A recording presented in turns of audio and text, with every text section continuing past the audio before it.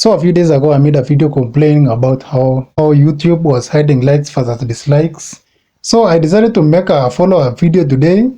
I thought this was a user interface issue, but today I accidentally discovered where the likes versus dislikes have been buried.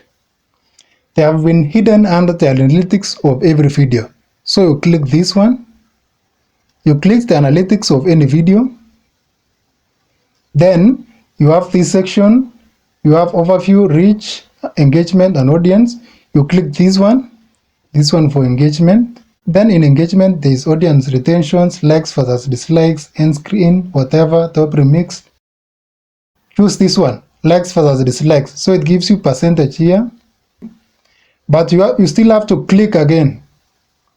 You click see more. Now it's here, likes versus dislikes. So thank you so much for watching this video. Don't forget to like and subscribe for more videos.